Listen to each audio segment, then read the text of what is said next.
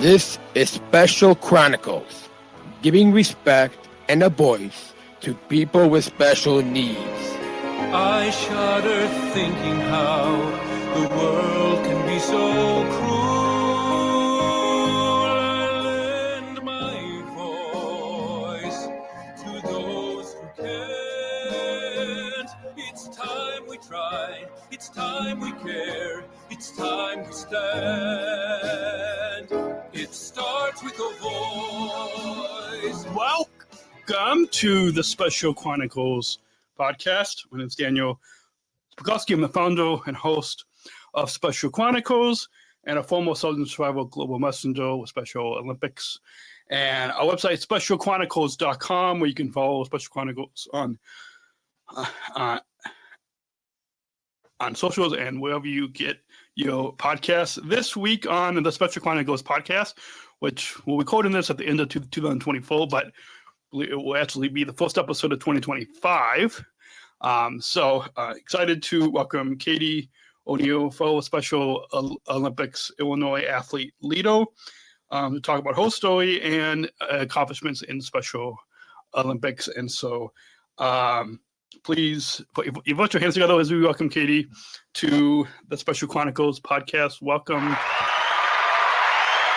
Katie. Hi, I'm Katie O'Neill, and I am a Special Olympics athlete and leader. Awesome. And that applause, you can just imagine that we have an actual audience in front of us, even though we're not in the same place recording this. So awesome. It's good. I think we talked about having you on this podcast for a while, so it's good to have you on the program. So first, share with our listeners how we got connected, and then we'll go from there. We got connected through Special Olympics Illinois athlete leadership conferences and meetings and a lot of other Special Olympics related. Yes. So before we get into how you became a Special Olympics athlete, take our listeners back and tell us what disability you were diagnosed with and your early years with your disability. So I have ADHD and ODD, which is oppositional defiance disorder, and I have other learning disabilities. For the early years with my disabilities, I had trouble learning and sitting still and never really got the help I needed. My parents tried everything to get the help I needed.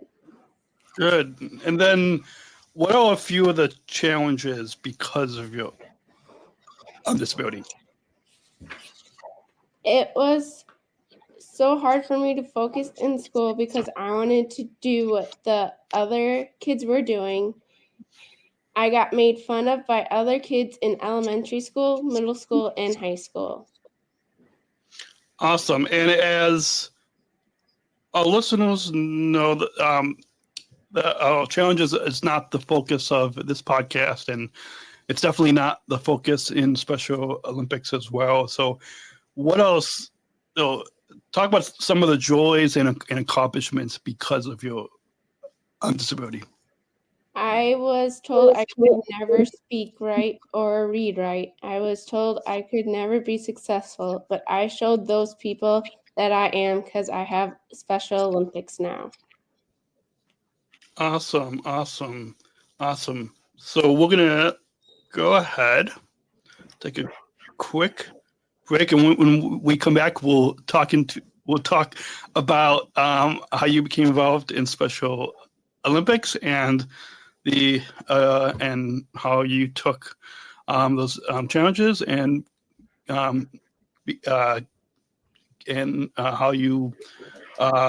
how accomplishments came because of that. After this short break, to let you all know to join our supporters with a monthly or one-time donation so we can operate our studio and continue giving continue our mission, giving respect and voice to people with disabilities. You can visit specialchronicles.com/donate. That's specialchronicles.com/donate to support this podcast and our Special Chronicles 2025 Giving Campaign. It's the beginning of the year that you're hearing this, but we still I have, I think, about $6,000 left to 2 ways for our Giving campaign, so we can continue to bring you podcasts every week and other digital media content on specialchronicles.com. So specialchronicles.com/donate. And we're back. So with since you mentioned Special Olympics, that's a good. And I think a lot of us athletes have different ways of how we're introduced to this movement. And so, how did you get? How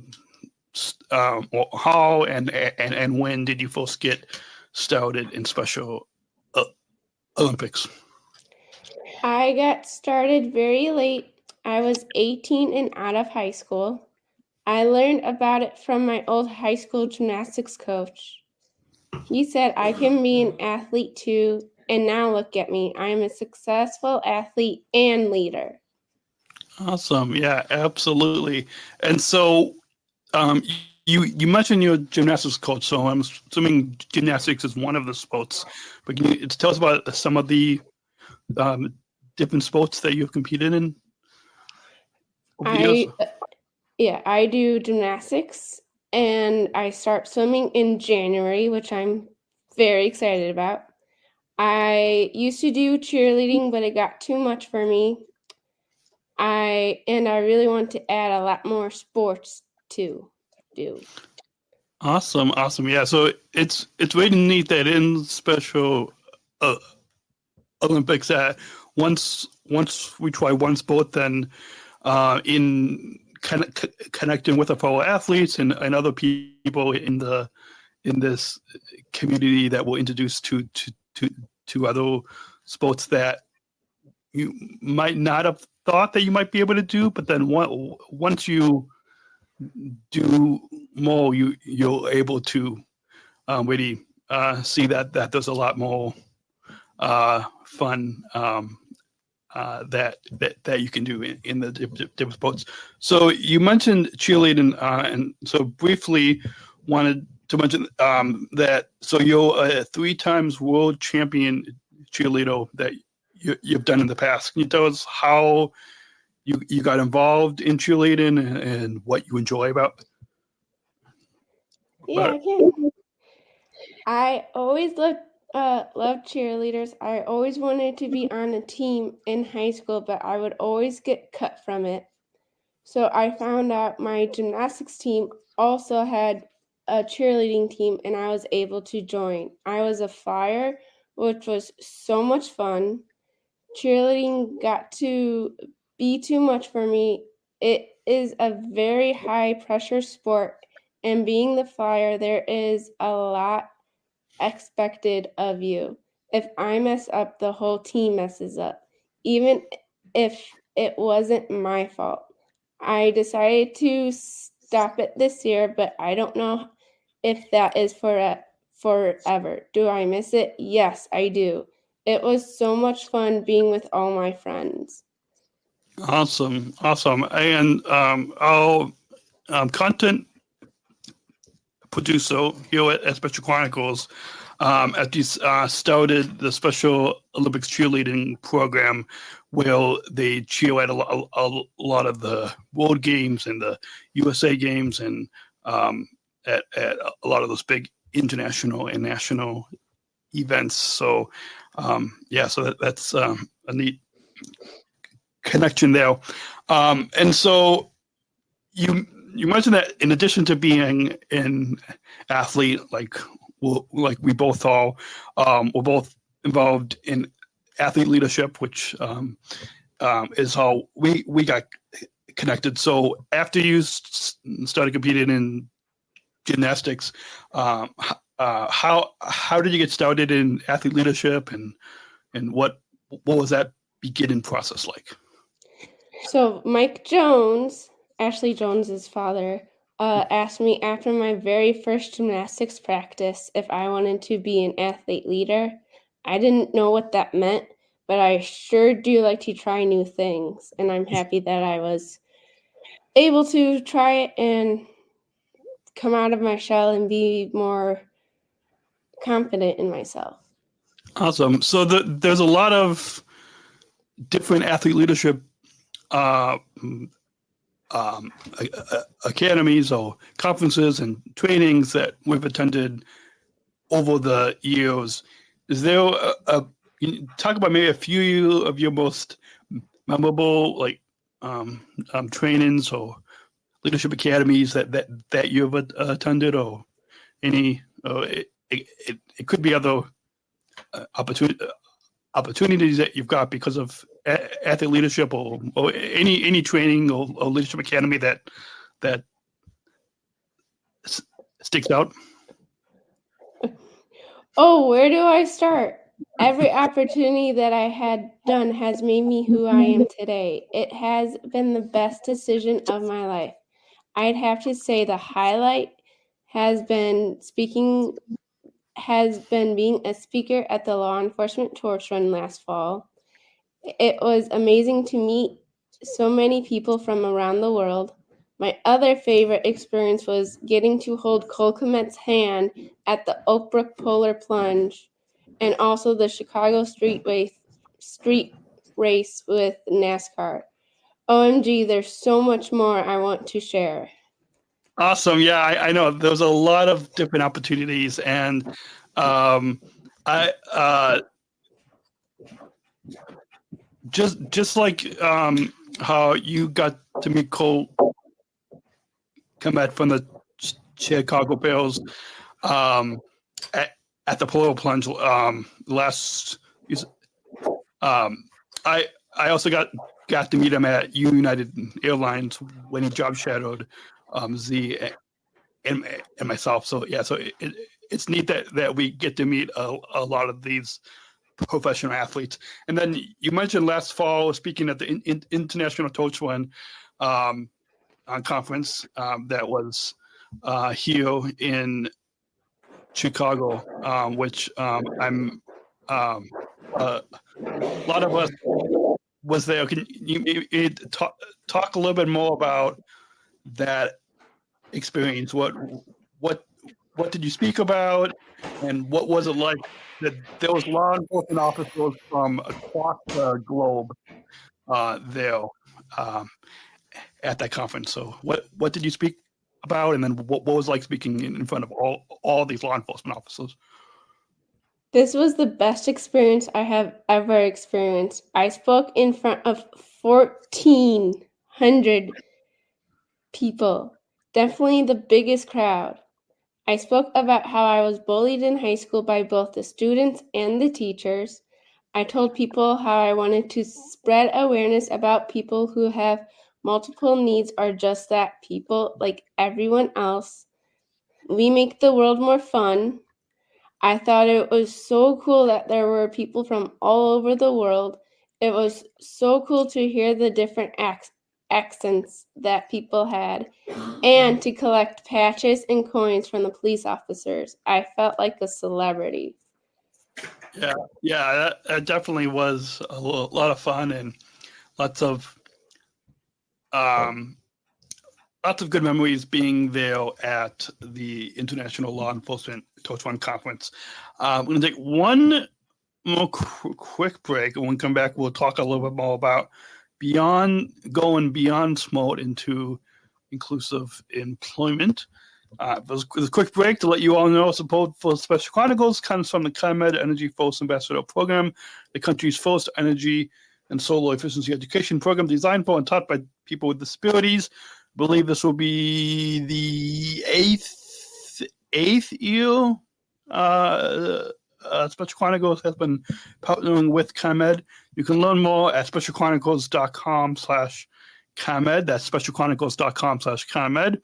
If you're listening to the audio podcast, you can. There should be a link in the show notes below. If you're watching the video episode, you can scan the QR code that you see on your screen there. And back to the show. So with that, taking those athlete leadership skills that you've learned at the different leadership academies and trainings, and bringing that into work. Can you tell us about your work as a special education professional in an elementary school? How did you get this, and why do you want to do this work? So far, this has been a great experience, and I think I had found my calling. I love the kids that I am working with. Yes, days can be hard because they can be little stinkers and run off. But I have the support from amazing colleagues. I wanted to do this because I was supposed to have a one-to-one aide myself growing up, but there were never enough aides and other kids' needs were greater than mine. How I got this is I had always wanted to be a nurse or a teacher. I had gotten my CNA license, which is a certified nursing assistant, but wanted to work with kids, and those jobs are hard to find. I was told to work with kids first, so I walked into my school district office and applied. It just so happened one of my old teachers was in need for a paraprofessional for her class, so she asked if I could work with her. Now she is helping me to do all I am supposed to do. Why I wanted to do this is I wanted to do this job because, like I said before, I wanted to help kids that need the help that I couldn't get. I am doing for them what I knew I always needed. I also wanted to start a Special Olympics program at this school.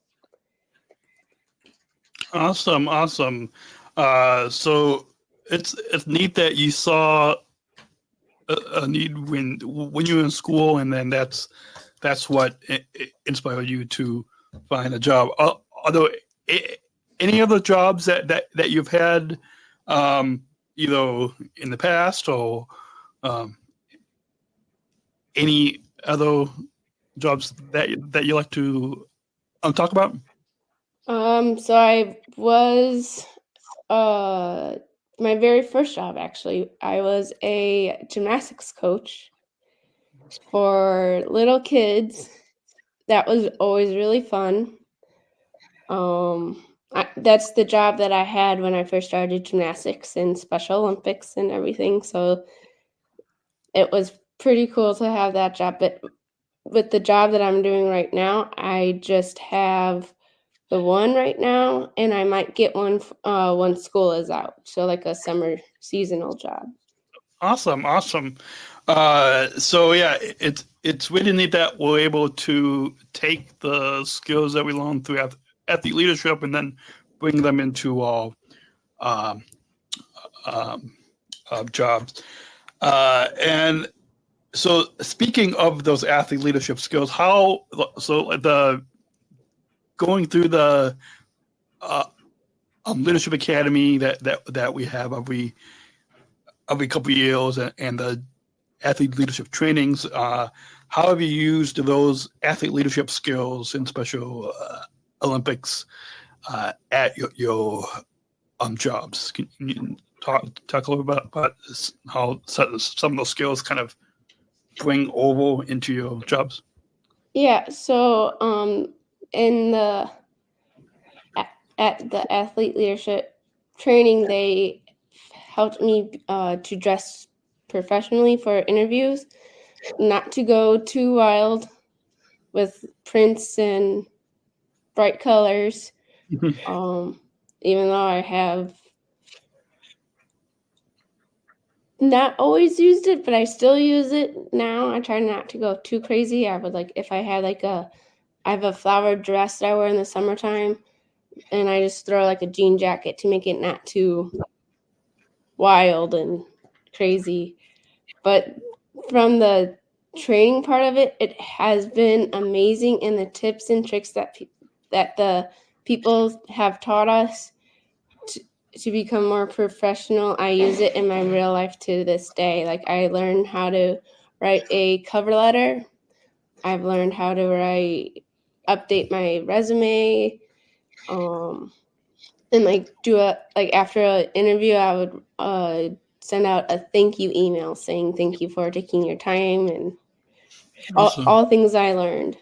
Awesome. Yeah. So that's, I think, what a lot of people can learn is that going beyond sports and Special Olympics, there's a lot of skills that we're able to learn through the athlete leadership program that we're able to bring into jobs and, like you said, into our everyday life as well. Awesome. So we're gonna take one final break here to mention one other sponsor partner of this podcast, and then we'll come back and get into some final thoughts and a final question after this final break right here, to let you all know that support for Special Chronicles also comes from United Airlines Bridge Disability Business Resource Group, connected people of all abilities. You can learn more on United's commitment to disability inclusion for employment and travel at specialchronicles.com/United. That's specialchronicles.com/United. And I know if you're watching the video, I know that the image on there was a little bit outdated. It was taken during the pandemic, but we do have an updated image on there. And if you want to hear more stories about inclusive employment, you can all go to specialchronicles.com/unified at work and to hear more stories. And so that goes along with that. And with that, let me see if I want to find how. There you go. I found it. All right. So, how can, if our listeners are tuning in and they want to get involved in Special Olympics, how can they do that? They can find like an SRA in their area.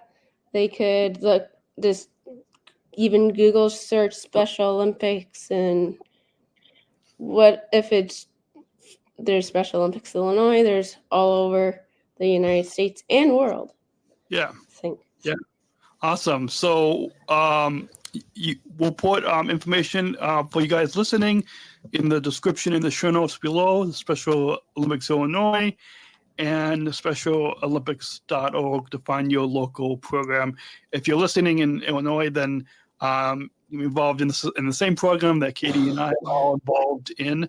But if you're listening in another state or another country, you can find your local program to get involved in.